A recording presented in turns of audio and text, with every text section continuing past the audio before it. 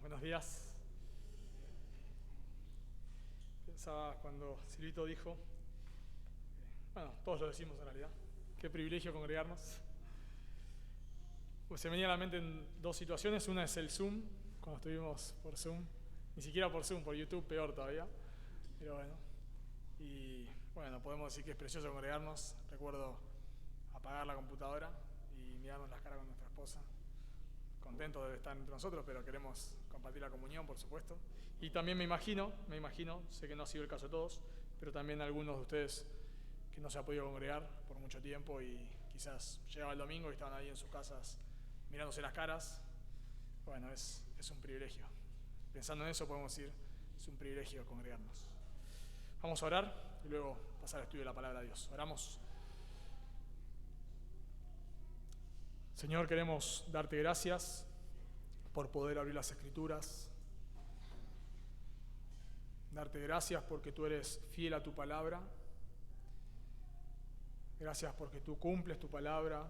Gracias porque, Señor, podemos hoy todos juntos adorarte por medio de la exposición de tu palabra. Señor, rogamos que tú la uses. Reconocemos, como siempre lo decimos, que te necesitamos. Reconocemos que necesitamos la iluminación de tu Espíritu para comprender tu palabra.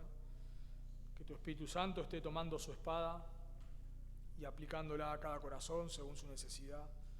Sabemos que quizás hay gente en medio nuestro que no te conoce, que tú la llames a salvación, tú le des vida por medio de la predicación de tu palabra. Aquellos que ya te conocemos, tú nos santifiques, tú nos quebrantes, podamos ser humildes en humillarnos, Señor, cuando tú nos confrontas con nuestro pecado, en alabarte, Señor, por aquellas cosas que vemos que tú has hecho. Por favor, usa tu palabra esta mañana, te lo pedimos en el nombre de Jesús. Amén. Bueno, les invito a abrir sus Biblias en 1 Tesalonicenses, capítulo 1. 1 Tesalonicenses, capítulo 1. Vamos a estar estudiando del versículo 6 al versículo 10. Pero vamos a leer del versículo 2. Leemos 1 Tesalonicenses, capítulo 1, leemos del versículo 2 al versículo 10, pero vamos a estudiar a partir del versículo 6, los otros ya los hemos estudiado. Dice la palabra de Dios, leo en la versión Reina Valera: damos siempre gracias a Dios por todos vosotros, haciendo memoria de vosotros en nuestras oraciones, acordándonos sin cesar delante de Dios y Padre nuestro, de la obra de vuestra fe, del trabajo de vuestro amor y de vuestra constancia en la esperanza en nuestro Señor Jesucristo. Porque conocemos, hermanos amados de Dios, vuestra elección, pues nuestro Evangelio no llegó a vosotros en palabras solamente, sino también en poder, en el Espíritu Santo y en plena certidumbre, como bien sabéis cuáles fuimos entre vosotros por amor de vosotros. Y vosotros vinisteis a ser imitadores de nosotros y del Señor, recibiendo la palabra en medio de gran tribulación con gozo del Espíritu Santo, de tal manera que habéis sido ejemplo a todos los de Macedonia y de Acaya que han creído, porque partiendo de vosotros ha sido divulgada la palabra del Señor no solo en Macedonia y Acaya, sino que también en todo lugar vuestra fe en Dios se ha extendido, de modo que nosotros no tenemos necesidad de hablar nada, porque ellos mismos cuentan de nosotros la manera en que nos recibisteis y cómo os convertisteis de los ídolos a Dios para servir al Dios vivo y verdadero y esperar de los cielos a su Hijo, al cual resucitó de los muertos, a Jesús, quien nos libra de la ira venidera. Y creo que una gran dificultad que nosotros tenemos cuando charlamos siempre surgen este tipo de conversaciones, y es una dificultad a veces no poder reconocer si ciertas personas son creyentes o no son creyentes. Siempre nace esa conversación entre creyentes. Estamos hablando de alguien, de una persona, y decir, ¿pero es creyente? No sé. Y claro, quizás en algunos casos va a la iglesia la persona, quizás tenés un compañero de trabajo, un familiar, va a la iglesia tal vez, claro que va a la iglesia, pero no vemos amor por Dios. No vemos que esta persona ama a Dios. No vemos que Dios sea su mayor deseo. Hablo como estilo de vida. A veces nosotros no deseamos a Dios, pero digo como estilo de vida, como patrón de vida. No vemos que esta persona realmente podamos mirarle y decir, esta persona ama a Dios. No estoy hablando acá de detalles doctrinales, no, estoy hablando de que vos la mirás y decís, bueno, quizás diferimos en ciertas cosas, pero yo puedo ver que esta persona ama a Dios, claro que sí. Pero a veces hay personas que van a la iglesia, pero son indiferentes. No podemos decir, esta persona ama a Dios. Quizás para ellos van a la iglesia como muchos van a cualquier otra iglesia que no es iglesia, digamos, ¿no? A una iglesia católica, a una iglesia mormona, no sé lo que sea. Van el domingo, cumplen con sus ritos, quizás van todos los domingos, puede ser.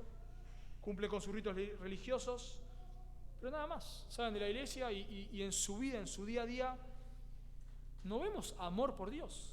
Entonces nos preguntan, ¿son creyentes? Bueno, si va a una iglesia mormona, no es creyente, claro. Pero si supongamos que va a una iglesia evangélica y nos preguntan, ¿son creyentes? Y no sabemos. En otros casos, quizás, ya no van a la iglesia. Fueron a la iglesia en algún momento, entienden el Evangelio, dicen creer, no viven vidas abiertamente en contra de Dios, pero de vuelta no vemos amor por Dios, no vemos que esta persona quiera vivir para Dios, y nos cuesta poder discernir, ¿son creyentes o no son creyentes? Y todos nosotros tenemos familiares así, amigos así, vecinos así, todos nosotros tenemos personas que en algún momento quizás fueron a la iglesia, dicen creer, o quizás van a una iglesia, dicen creer, pero ¿son creyentes o no son creyentes? Bueno, lo que me gustaría que veamos hoy es la foto. ¿Cómo es la foto de un creyente? ¿Cómo es la foto de una conversión? Para que puedas mirar la foto y decir, sí, yo me parezco a esa persona. Claro, mirá, sí, claro. Si yo te muestro la foto de un perro, no vas a ser no vas a ser parecido al perro. Vas a decir, no me parezco, es un perro, yo soy un ser humano. Yo te muestro la foto de un ser humano, vas a decir, sí, claro, yo tengo, mirá, 2 ojos como esa persona, una nariz, 2 orejas, dientes, boca, claro, sí, me parezco. Bueno, la idea de hoy es que podamos ver cómo es una verdadera conversión y que puedas mirar la foto de una persona verdaderamente convertida y puedas decir, yo me parezco, o quizás no. Quizás la veas y digas, no, yo no tengo 2 ojos como tiene, yo no tengo una nariz, bueno. Así que vamos a ver en esta mañana 4 resultados que trae el Evangelio en la vida de una persona. Repito, 4 resultados que trae el Evangelio en la vida de una persona. Y el primer resultado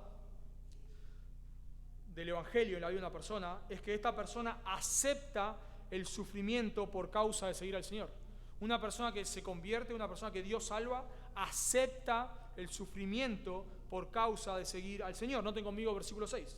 Y vosotros vinisteis a ser imitadores de nosotros y el Señor, recibiendo la palabra en medio de gran tribulación, con gozo del Espíritu Santo. Pablo continúa, está dando toda una acción de gracias, de versículo 2 a versículo 10. Y Pablo continúa con este agradecimiento por la vida de los tesalonicenses. Habíamos visto en los versículos anteriores que Pablo recuerda la obra de fe, el trabajo de amor, la constancia en la esperanza. Pablo recuerda y agradece a Dios por la elección de Dios en la vida de ellos. Pablo agradece porque el Evangelio impactó sus vidas. Y ahora Pablo sigue agradeciendo, ese es el tono de todo el capítulo. Pablo sigue agradeciendo por estas personas y lo que vemos que Pablo está agradeciendo ahora es que ellos abrazaron la palabra en medio de gran tribulación. El verbo que se usa ahí, versículo 6, recibiendo la palabra en medio de gran tribulación, no tiene que ver con algo como que, bueno, vos me das la factura de la luz para que no para que la pague, para que la deje ahí arriba. Bueno, yo la recibo, digamos, ¿no? Como que te traen un documento, te llega una carta a tu casa, ¿podés recibir esto para tal persona? Sí, yo lo recibo, no hay problema. Bueno, la idea acá no tiene que ver con eso, con que ellos, Pablo le regaló una Biblia y ellos la recibieron, sino que la palabra ahí recibir tiene que ver con aferrarse a algo. con que ellos se abrazaron a la palabra de Dios. Ellos recibieron, se echaron arriba, vamos a decir así, la palabra de Dios. La aceptaron de todo corazón. Ahora, Pablo no está haciendo referencia solo a su conversión. O sea, Pablo está diciendo que el resultado de que ellos, podemos decir que ellos son creyentes porque a ellos recibieron la palabra, o sea, aceptaron el Evangelio en medio del sufrimiento. No se refiere solamente a la conversión. ¿Por qué? Porque lo compara ¿con quién? Con Jesús y con Pablo. Bueno, Jesús no recibió la palabra, no se convirtió en medio de la persecución porque Él es Dios, así que no hizo falta que se convierta de nada. Y Pablo no se convirtió siendo perseguido, ¿no? Él se convirtió persiguiendo. Así que cuando Pablo dice que ellos recibieron la palabra, no tiene que ver solamente al momento de la salvación, lo cual incluye, sino a cómo ellos se mantuvieron aferrados a la palabra aún en medio de la persecución. O sea, Pablo está agradeciendo de que ellos aceptaron el Evangelio, lo abrazaron, y cuando la persecución llegó por causa de haber abrazado el Evangelio, ellos no lo soltaron. Ellos se mantuvieron aferrados al Evangelio que creyeron aún en medio de la persecución. Y la realidad es que una evidencia irrefutable de que una persona es un creyente es que permanece en medio de la persecución. Eso es una evidencia. Cuando una persona se mantiene creyendo en el Evangelio, se mantiene fiel al Señor en medio de la persecución, es un creyente, es un creyente. Dice Mateo, capítulo 5, cuando el Señor Jesús describe las bienaventuranzas, el carácter del creyente: bienaventurados los pobres en espíritu, bienaventurados los que lloran, bienaventurados los que tienen hambre y sed de justicia. Y termina diciendo en el versículo, en Mateo 5:10, bienaventurados los que padecen persecución por causa de la justicia, porque de ellos es el reino de los cielos. ¿Se dan cuenta? Bienaventurados los que padecen persecución por causa de la justicia, por causa de la palabra, por causa del Señor. ¿Por qué? Porque de ellos es el reino de los cielos, porque son creyentes. Bienaventurados sois cuando por mi causa, dice Jesús, os vituperen y os persigan y digan toda clase de mal contra vosotros mintiendo. Gozaos y alegraos, porque vuestro galardón es grande en los cielos, porque así persiguieron a los profetas que fueron antes de vosotros. O sea, el punto es, cuando ustedes crean en el Evangelio y cuando ustedes reflejen un carácter cristiano, la persecución va a llegar. La persecución va a llegar. Es ineludible. El Señor Jesús le dice a los apóstoles en Mateo 24:9, entonces os entregarán a tribulación y os matarán y seréis aborrecidos de toda la gente por causa de mi nombre. La Biblia es muy clara en que cuando vos abraces el Evangelio, el sufrimiento va a llegar a tu vida. No lo podés eludir. Es que no hay manera. Es imposible. No hay manera. Pablo cuenta de su testimonio en 2 Corintios 11:24, de los judíos 5 veces he recibido 40 azotes menos 1, 3 veces he sido azotado con varas, 1 vez he sido apedreado. Pablo le dice a Timoteo en 2 Timoteo, pero tú has seguido mi doctrina, conducta, propósito, fe, longanimidad, amor, paciencia, persecuciones, padecimientos, como los que me sobrevivieron en Antioquía, en Iconio, en Listra. Persecuciones que he sufrido y de todas me ha librado el Señor. Y también todos los que quieren vivir piadosamente en Cristo Jesús padecerán persecución. Todos los que quieran vivir piadosamente. ¿Vos querés vivir piadosamente? Bueno, entonces ese todos te incluye. Si vos querés vivir piadosamente, ese todos te incluye. Jesús le dice, si a mí me persiguieron, Juan 15:20, si a mí me persiguieron, a ustedes también los van a perseguir. Así que es la prueba irrefutable. Cuando una persona se aferra al Evangelio y se mantiene creyendo en medio de la oposición, es que es un creyente.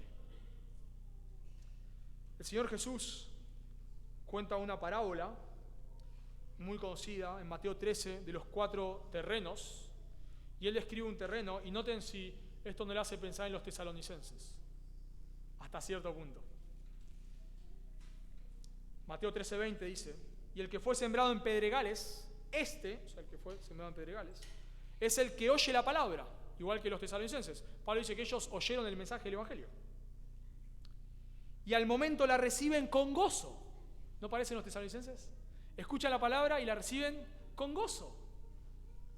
Pero, dice Jesús, pero no tiene raíz en sí misma, sino que es de corta duración. Pues al venir la aflicción o la persecución por causa de la palabra, tropiezan. No son los tesalonicenses. O sea, se parecen a los tesalonicenses. ¿En qué? En que cuando llega el Evangelio, gozo. Wow, Jesús murió por mis pecados, amén, sí, soy un hijo de Dios. Y llegan a sus casas y sus padres le dicen de todo porque manifestaron creer. Va al trabajo, prueba. No, ya está, hasta acá llegué. No, yo no quiero seguir así. Abandonan. Bueno, esa es la evidencia de que no son creyentes. Pero noten que estos hermanos, dice, que de Tesalónica, que recibieron, tuvieron no solamente persecución, gran persecución. Y ellos reciben la palabra con gozo del Espíritu Santo. O sea, ¿por qué una persona que cree en el Evangelio, se mantiene creyendo en el Señor, en la persecución? ¿Por qué? Por la obra del Espíritu Santo. Es el fruto. O sea, esta persona, ¿por qué tiene gozo en medio de la persecución? Porque el fruto del Espíritu es amor, gozo. O sea, una persona, pensá por un momento, ¿por qué si nos quejamos por todo? Porque así somos, nos quejamos por todo, ¿no? No sé, dejaste fuera la leche de la heladera y nos quejamos. ¿Por qué dejaste fuera la leche de la heladera? Somos de quejarnos, ¿es así o no? Somos de quejarnos. Esta no falla. Estás a la noche durmiendo, te dan ganas de ir al baño y estás luchando. ¿Me levanto o no me levanto? Bueno, es invierno, me levanto, voy al baño corriendo, vuelvo, me tapo, suena la alarma. Nos quejamos. ¿Por qué? ¿No? ¿Por qué? Nos quejamos todo el tiempo. Entonces, si nos quejamos todo el tiempo, ¿cómo puede ser que una persona se goce en medio de la persecución? ¿Cómo es posible? Porque es una evidencia. Porque ese gozo no proviene de uno. Ese gozo proviene ¿de quién? Del Espíritu Santo que mora en uno. Entonces, cuando una persona cree en el Evangelio, acepta la persecución. Por lo cual te debe llevar a que si vos estás padeciendo por causa del Señor, a veces lo que hacemos es nos victimizamos, ¿no? Oh, mirá todo lo que padezco, pobrecito de mí. Bueno, esto que pasa a vos lo pasan todos. lo han pasado, o sea, cuando Jesús le dice ahí en Mateo 5 a los discípulos, esto que ustedes están sufriendo ya lo sufrieron los profetas hace 2000 años. Esto que vos estás padeciendo ya lo padecieron muchos. Y esto que nosotros padecimos, lo padecen todas las personas en el mundo hoy en día que quieren vivir para el Señor. Así que no somos víctimas. No digamos, soy un héroe acá, estoy padeciendo por el Señor. En mi trabajo, no sé, mi jefe me trata mal por causa de la palabra, soy un héroe. No somos héroes. No somos héroes. Es lo normal. Es lo que nos va a pasar. Pero la evidencia, hermanos, es que una persona permanece. Y no sé si te ha pasado alguna vez que le predicaste el Evangelio a alguien y esta persona manifestó creer, y así que va contento a su trabajo y le dice a su jefe, yo ya no voy a robar más para vos, ya no voy a robar más, a partir de ahora el Señor me ha salvado y voy a vivir para el Señor, así que esta chantaje que hacía no lo voy a hacer más.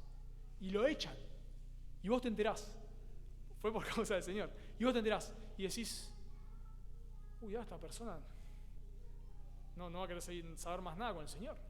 Recién convertido, una semana pasó. Y hablas con la persona y está contenta. O sea, te acercás esperando que, no sé, te dé una piña, o sea, algo así. ¿Y cómo estás con esto? Re contento. Fue por el Señor, re contento. ¿Cómo puede ser? ¿Por qué? Porque es el gozo que no proviene de uno. Filipenses 4:6 dice que, en otro contexto igual, hablando de la ansiedad, pero que echemos nuestra ansiedad sobre él porque él tiene, eso dice 1 Pedro 5. Filipenses 4 dice que debemos orar a Dios y que Él guardará nuestros corazones. Él nos dará esa paz que sobrepasa todo entendimiento, esa paz sobrenatural. Entonces, ¿de dónde proviene este gozo? ¿De dónde? Del Señor. del Señor. No hay otra explicación. Uno piensa hoy en día, si yo sufriera la 10ª parte de lo que sufrió tal persona, abandonaría. Pero cuando estás ahí lo aguantás. ¿Por qué? Porque Dios te da gozo. No me acuerdo quién era, si era Whitfield, no recuerdo quién, que lo iban a quemar al otro día, lo iban a quemar. Y él tenía una vela ahí y ponía la mano y decía, no voy a aguantar. Y al otro día muere quemado cantando al Señor. ¿Cómo puede ser? Porque es la evidencia. El Señor Jesús, por el gozo, uno mira la cruz y dice, ¿cómo puede ser? Por el gozo puesto delante de él fue la cruz. Pablo y Silas, luego de ser, si nosotros nos quejamos porque nos suena la alarma a las 6 de la mañana, imagínate si te azotan y te meten en una cárcel, ¿qué harías? Y Pablo y Silas alaban al Señor, Hechos 16. Los apóstoles Hechos 4, salen gozosos de haber sido tenidos por digno de padecer afrenta por causa del Señor. Uno dice, ¿cómo puede ser? Estos que hace 40 días atrás estaban todos ahí amontonaditos con miedo, ¿cómo puede ser? El gozo del Espíritu Santo. Y estos recién convertidos tesalonicenses, ¿cómo puede ser que tengan gozo? ¿Cómo es posible? Bueno, por la obra del Espíritu Santo. No hay otra explicación. Y claro, por supuesto, claro que nos quejamos a veces. Claro que a veces hablamos con alguien y en el testimonio de esta persona que estamos hablando, o nosotros mismos capaz somos los que lo decimos, le decimos a alguien, sí, estaba pasando esto por causa del Señor y me estaba quejando, porque nos quejamos. Pero Dios nos confronta, nos volvemos, ahí estamos en la lucha. No digo que siempre que padecemos persecución, siempre estamos contentos, a veces no, por causa de nuestro pecado, y debemos confesarlo, claro que sí.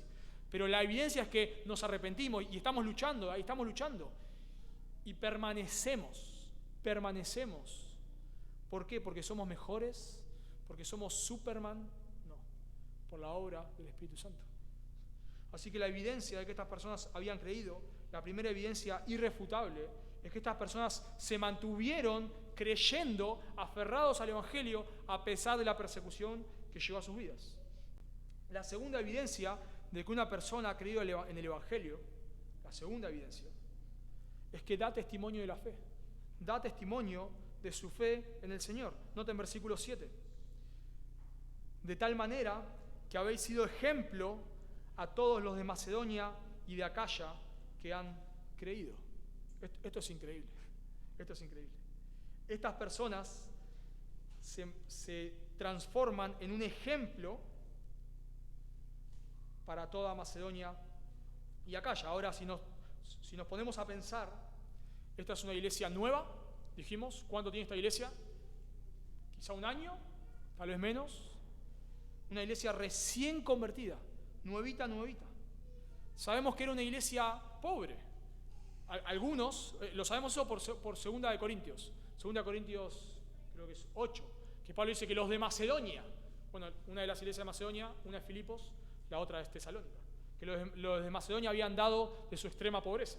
Así que sabemos que estas personas eran pobres. Algunos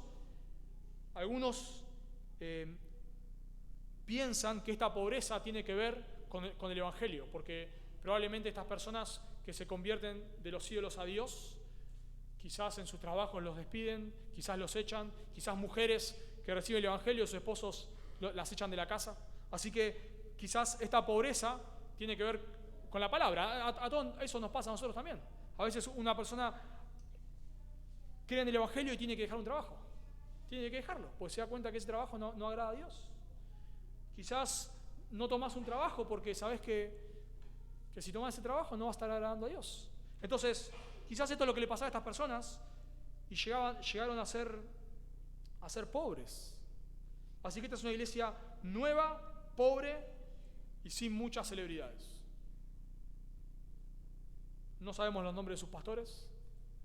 No sabemos si tenían pastores, ni siquiera sabemos si tenían pastores, todavía. No sabemos el nombre de sus líderes, pero aún así estas personas son un testimonio. Noten que para todo Macedonia y Acaya para hacer una idea, es lo que sería toda Grecia hoy en día. Así que imagínense que estas personas estaban siendo un ejemplo para toda Macedonia, o sea, para Filipos, Berea, Tesalónica, para Corinto, para Atenas. Corinto, Atenas estaban en Acaya. Así que estas personas estaban impactando el mundo, sin redes sociales, sin Twitter, sin Facebook, sin WhatsApp, sin nada, sin imprenta, mira, ni siquiera, sin televisión, nada, sin nada. Pero noten hasta dónde llega el testimonio de estas personas. Pablo usa si dicen, ¿qué aprendiste en el 2023? ¿Qué es una hipérbole? Pablo usa una hipérbole, noten conmigo por favor, no solo en Macedonia y Acaya, sino que también en todo lugar. Es una hipérbole, una exageración. En todo lugar, vuestra fe en Dios se ha extendido de modo que nosotros no tenemos necesidad de hablar nada. O sea, se dan cuenta, el testimonio de estas personas llegaban a toda Grecia, a Acaya, a Macedonia, pero no solamente ahí, sino Pablo dice, a todo lugar. Tesalónica se encontraba en lo que era la Vía Ignacia, igual que otras ciudades, así que los comerciantes pasaban por ahí y luego se iban a otras ciudades. Así que nos podemos imaginar a Pablo, ya no estaba en Tesalónica, Pablo cuando escribió esto estaba en Corinto, en Acaya, estaba en Corinto.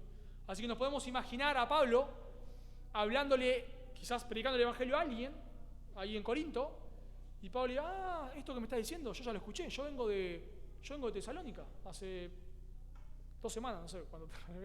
Hace 2 semanas estuve ahí, y me hablaron de esto que vos me estás diciendo. Y viene otra persona de otro lugar, no sé, de otra región, y Pablo le está predicando el evangelio y dice, sí, esto mismo, ya lo escuché en Tesalónica. Así que noten cómo esta iglesia recién convertida, recién nuevita ahí, está impactando el mundo, ¿se dan cuenta? Y noten un detalle importante y llamativo, que Pablo dice en el versículo 7,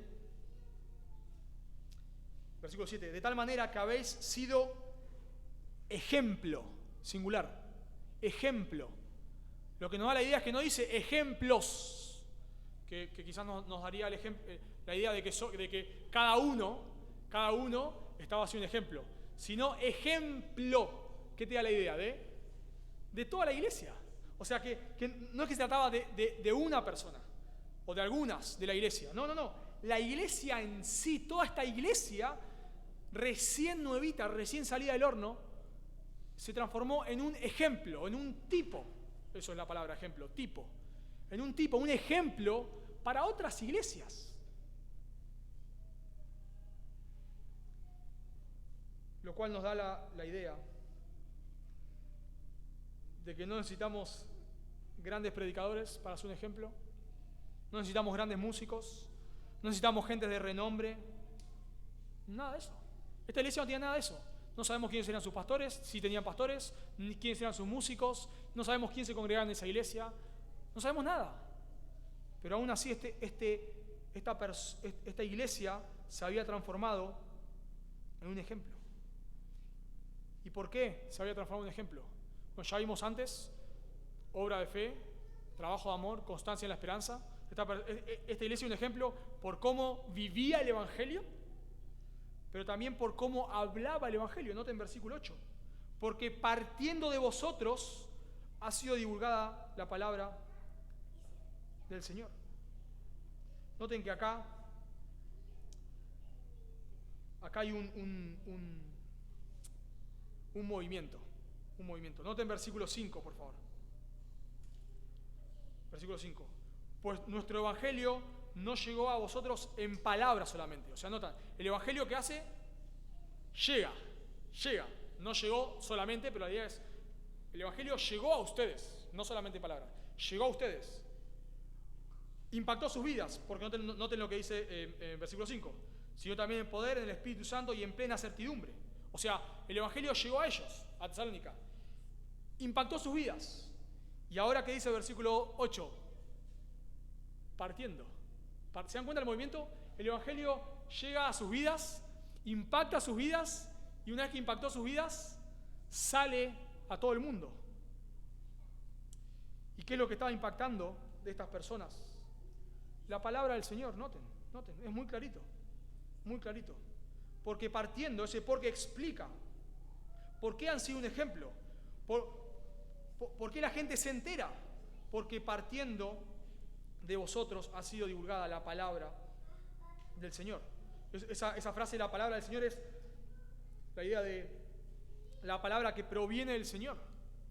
Y es paralelo, versículo 8, a vuestra fe en Dios. La palabra del Señor es paralelo a vuestra fe en Dios. El punto acá es que ¿por qué los tesalonicenses estaban impactando el mundo? Por su estilo de vida, como vemos en el versículo 3 y vamos a ver en el versículo 9 y 10, pero también por su predicación. ¿Qué es lo que se divulga de ellos? ¿Qué es lo que se divulga?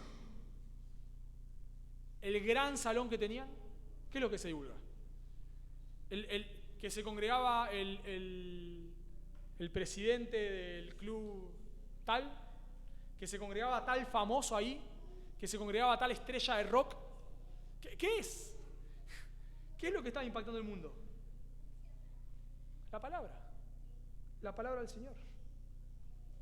Que ellos estaban hablando y predicando la palabra del Señor. Lo cual es una evidencia de salvación. Es una evidencia de salvación. No, un hermano hace poco me contaba algo, no le pedí permiso para contarlo, pero me imagino que no va a haber problema. Que cuando se convirtió llegó al trabajo y había unas personas ahí y dijo, no sé cómo habrá dicho, no me dijo, pero soy creyente, acepté al Señor. Y ahí uno dice, yo también soy creyente. Nunca me di cuenta, jamás, nunca me di cuenta. ¿Cómo puede ser que vos estés por años en un trabajo y nadie sepa que sos creyente? Puede ser que quizás no llegaste a hablar con uno del Evangelio, puede ser, claro que sí, quizás, pero nunca nadie supo que sos creyente. Jamás, nadie, nunca, nadie se enteró. ¿Cómo puede ser? 2 años estuviste ahí, nunca nada. Nos pasa a veces, ¿no? Hablas con una persona y te dice, un vecino, yo también soy creyente. Nunca me dijiste nada, o sea, ni lo noté ni siquiera. No, eso no puede ser, no puede ser, no puede ser. Es la evidencia de una persona que crees que habla del Señor. Cuando en Marcos capítulo 5 el Señor Jesús libera al endemoniado gadareno, ¿qué hace? ¿Qué hace este hombre? Va por las Decápolis, por las ciudades, hablando. ¿Quiere irse con el Señor? El Señor le dice, no vengas conmigo. Andá y cuéntale a los tuyos cuán grandes cosas el Señor ha hecho con vos. ¿Y qué hace este hombre? Sale disparado a hablar. Cuando la mujer samaritana tiene el encuentro con el Señor Jesús ahí en Juan 4 y Jesús le predica el Evangelio, ¿qué hace esta mujer? O sea, que no querían que nadie la vea, iba a un horario que no había nadie, no quería hablar antisocial completamente. ¿Qué hace?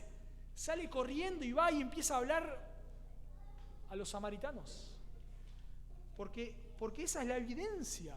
Cuando una persona cree el Evangelio, habla. Si vos te das cuenta que sos un pecador, que te ibas al infierno, a punto de irte al infierno y el Señor te salvó, ¿cómo no se lo vas a decir a otros? ¿Cómo ahora te lo guardás para vos? Nosotros solemos asociar, todo el tiempo lo hacemos, la fidelidad de una iglesia con el número de personas. Es algo constante que hacemos, constante. Todo el tiempo lo hacemos. Pensamos que una iglesia con tantos números es una iglesia fiel. Y no solamente una iglesia, sino también a veces pensamos que una persona es fiel por el cargo evangélico que tiene. A veces decimos, esta persona es presidente de la Asociación Evangélica Mundial de los Mundiales. Y yo decía, ¡wow! ¿Y predica la palabra? Pero hace 30 años es presidente de la Asociación Mundial de los Mundiales. ¿Y a mí qué me importa si es presidente del presidente? Predica la palabra. Porque ¿qué hace que una persona sea fiel? Que predique el Evangelio, no me importa ni sus títulos, ni si es presidente del presidente. No me importa nada de eso. No me importa si la iglesia tiene 32.000 personas, no me importa. ¿Cómo determina Dios si una iglesia es fiel? ¿Cómo lo determina? Por su fidelidad a la palabra. Por su fidelidad en la predicación de la palabra y por su fidelidad al vivir la palabra. Eso es lo que hace que esta iglesia sea fiel. A una iglesia fiel no le hacen los programas. ¿Se dan cuenta? O sea, si nosotros queremos que Dios use esta iglesia, ¿qué tenemos que hacer? ¿Llenarla de programas? No, predicar el Evangelio. Predicar el Evangelio. Este viernes arrancamos un estudio bíblico de jóvenes. Pero no hicimos un estudio bíblico de jóvenes porque creemos que eso va a llenar la iglesia. Ni nos importa eso. Sino porque Dios nos dio jóvenes hay acá y bueno, si están acá, seguramente están porque quizás algunos pues los traen los padres, bueno, no nos importa. Si están acá, le vamos a dar con la Biblia, duro. Pero porque queremos eso, si están acá, queremos darle Biblia, hasta que, bueno, no sé, hasta que el Señor lo permita, pero queremos hacerlo, pero no porque queremos llenar la iglesia. No porque queremos llenar la iglesia, no nos importa. A veces, ha pasado a veces, no, tu iglesia no crece porque no tiene tal reunión. ¿Y cómo hizo la iglesia para sobrevivir 2000 años sin esa reunión? Explícame, porque la verdad que no lo sé.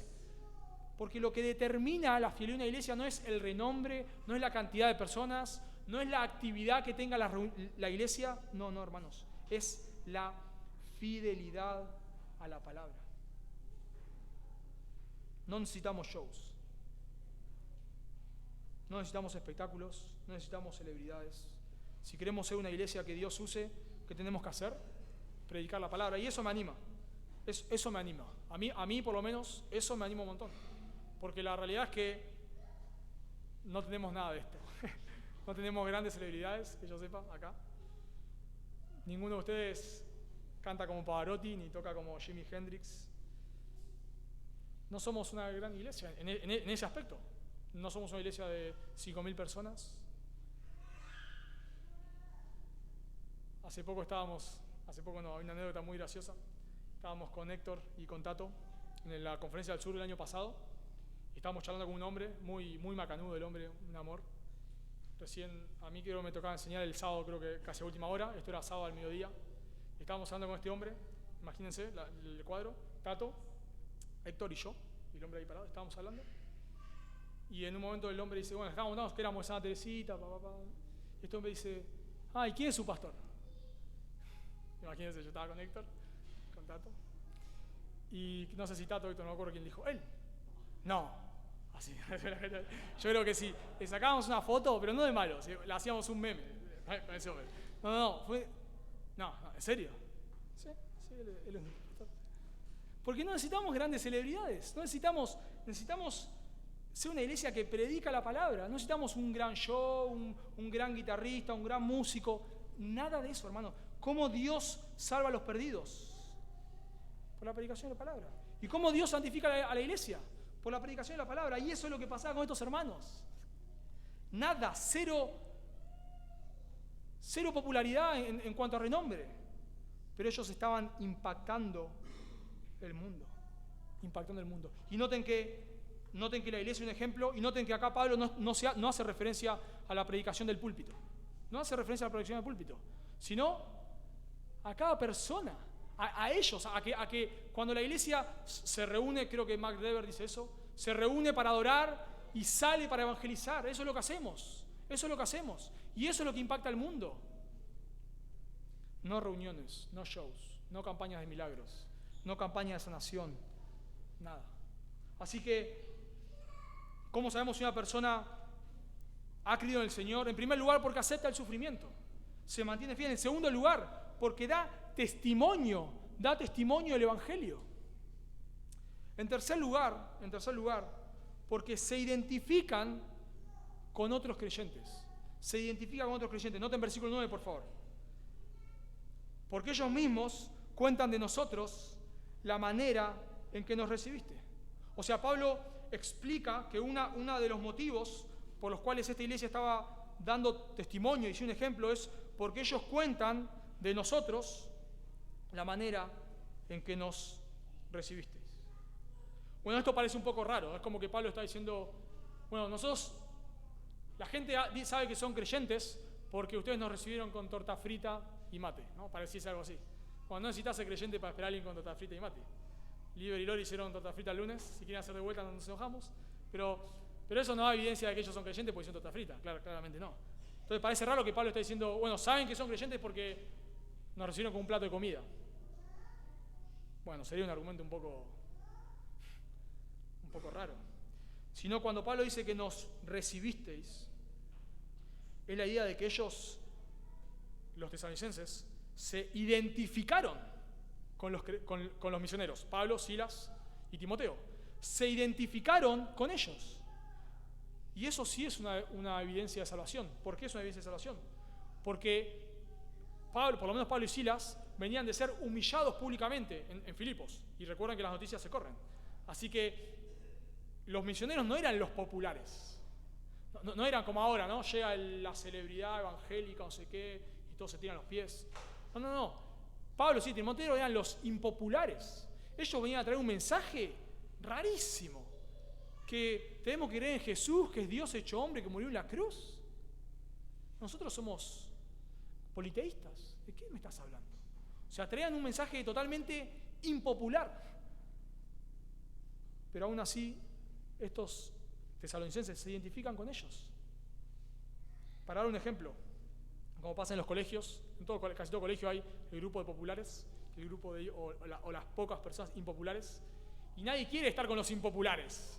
¿Por qué? O sea, si yo soy amigo de un impopular, pero hay un popular, hago de cuenta que no lo conozco, porque no quiero que me identifiquen con el impopular.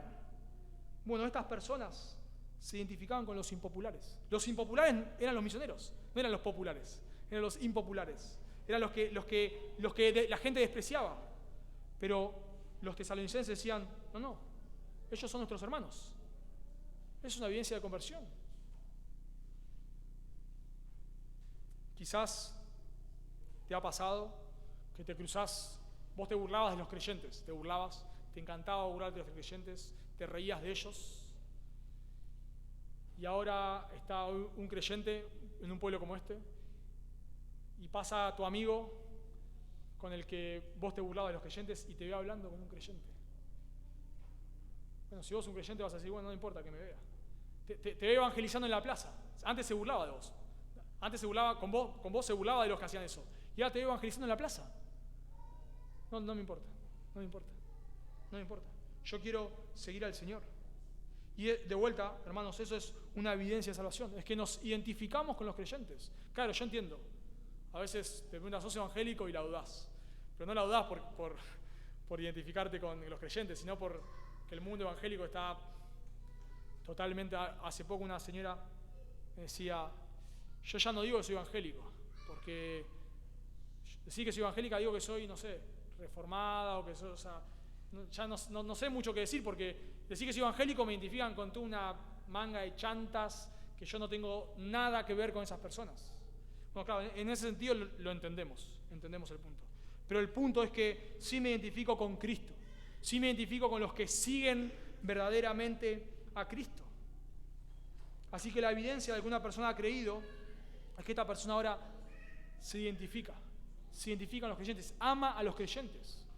Si acá en el barrio hay alguien que es tenido por el evangélico, que todos se burlan, vos no tenés problema de juntarte con esa persona y que te vean hablando con esa persona. Y no tenés problema en decir, esa persona es mi hermano ahora, es mi hermano en la fe. Y nos amamos porque somos hermanos, porque el Señor nos ha salvado, nos ha redimido y somos parte de la misma familia. No tenés problema. Pero muchas veces, y de vuelta, todos nos avergonzamos alguna vez. ¿Quién se avergonzó una vez y quedó registrado en la Biblia? Pedro, ¿no? Pedro. Claro que sí, todos nos avergonzamos alguna vez, pero no es nuestro estilo de vida.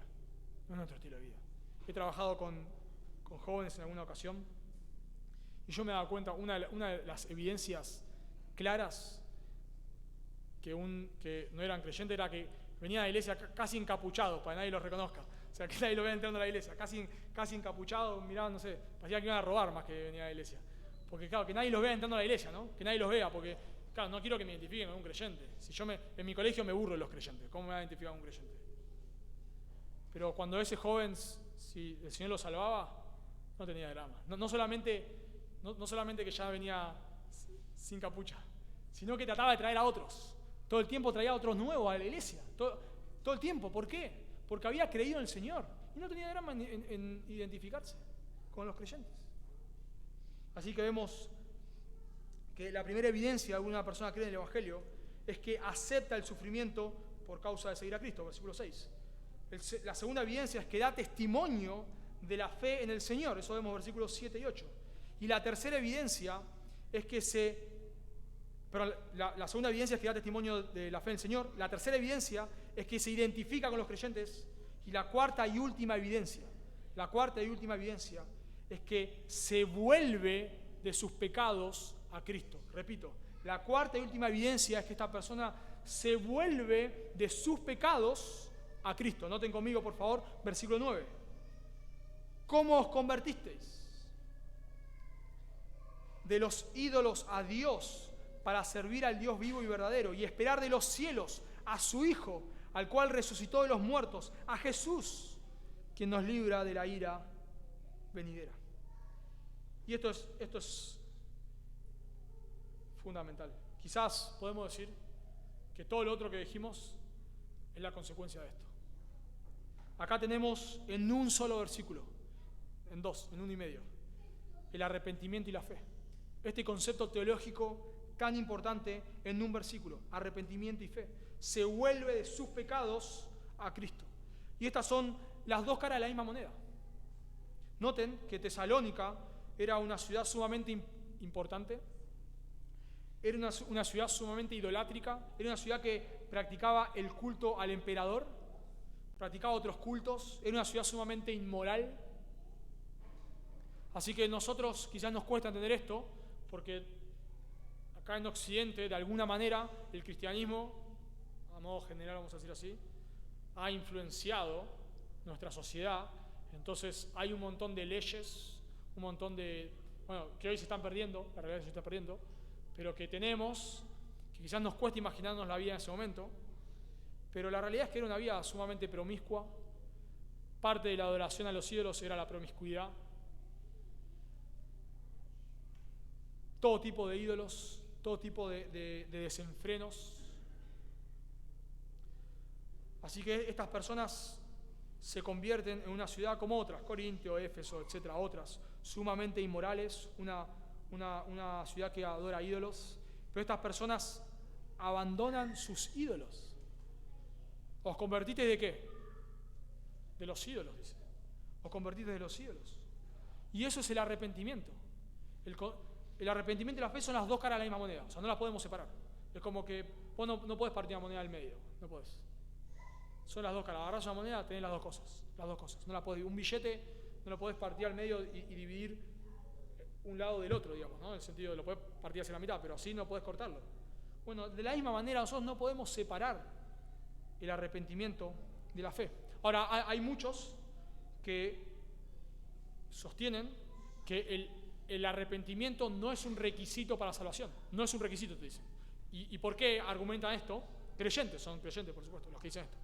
Pero ¿por qué argumentan esto? Porque dicen, no, si no, sería salvación por obras. O sea, ven el arrepentimiento, porque el arrepentimiento es volverse del pecado.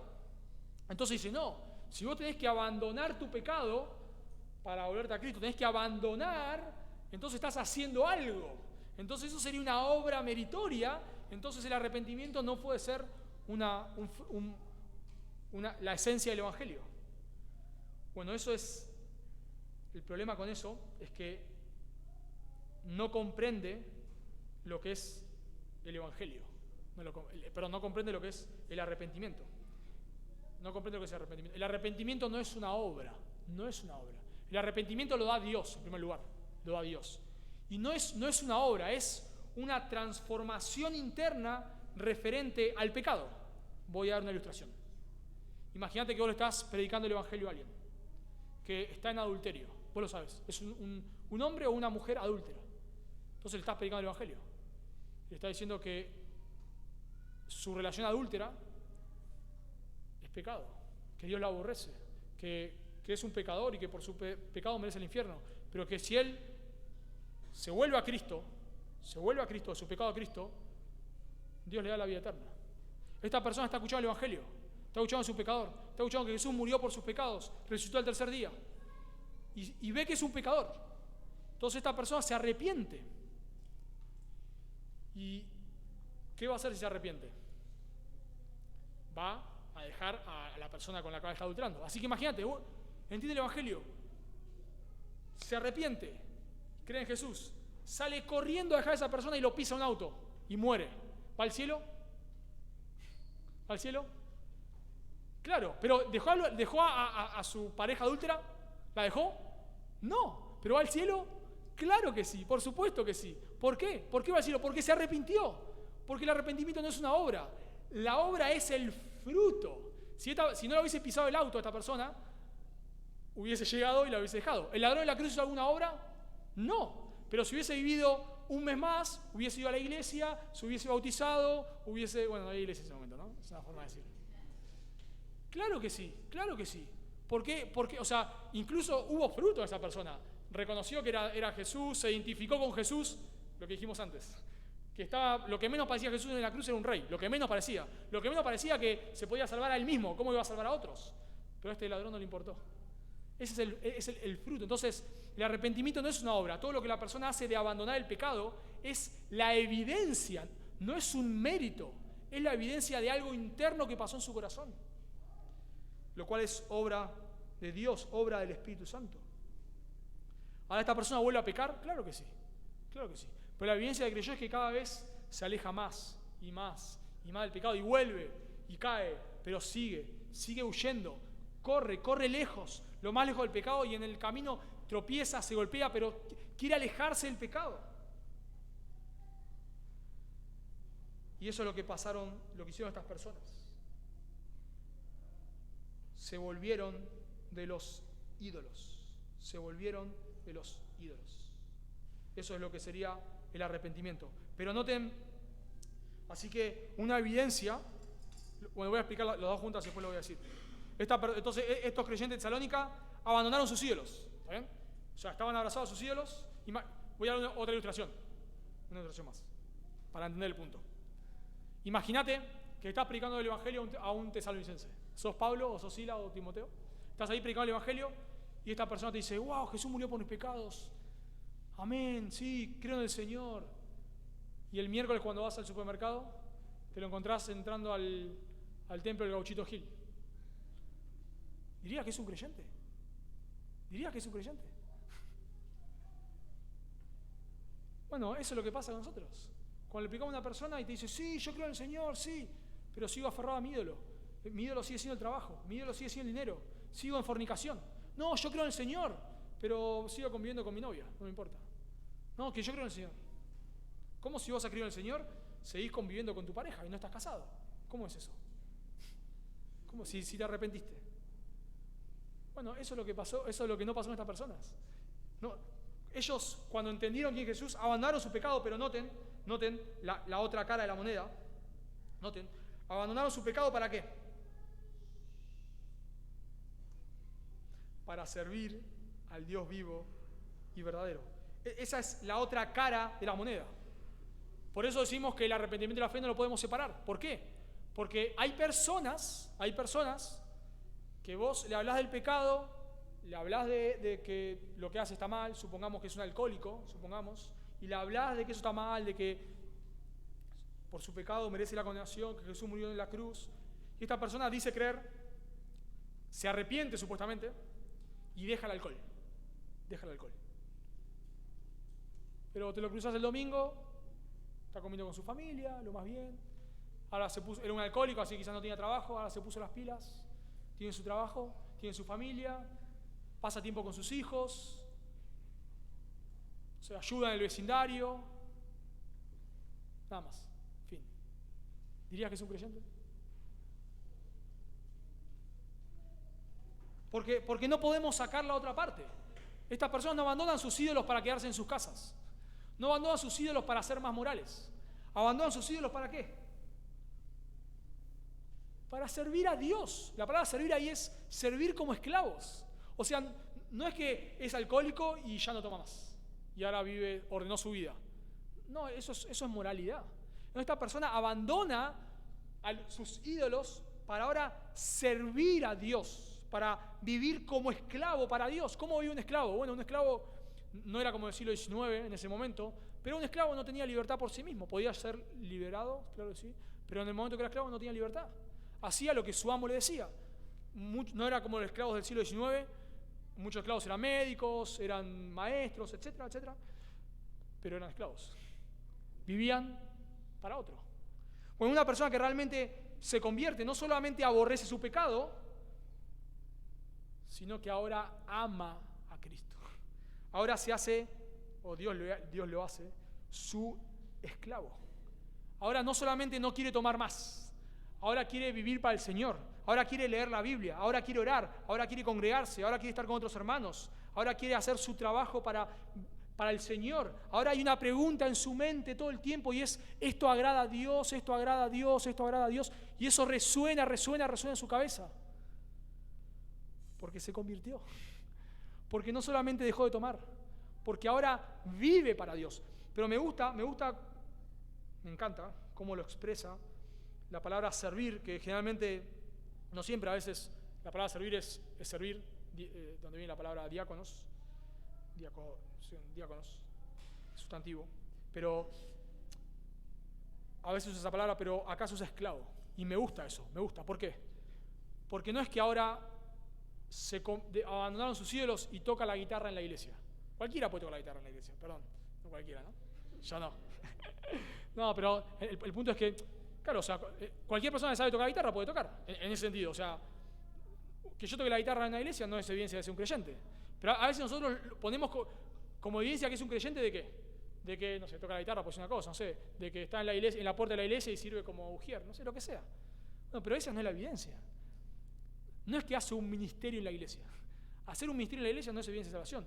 Es que se convirtieron de los ídolos para vivir como esclavo para Cristo. O sea, no es solamente lo que hace en la iglesia, es su estilo de vida. Esta persona ahora vive constantemente 24 horas preguntándose qué es lo que agrada al Señor.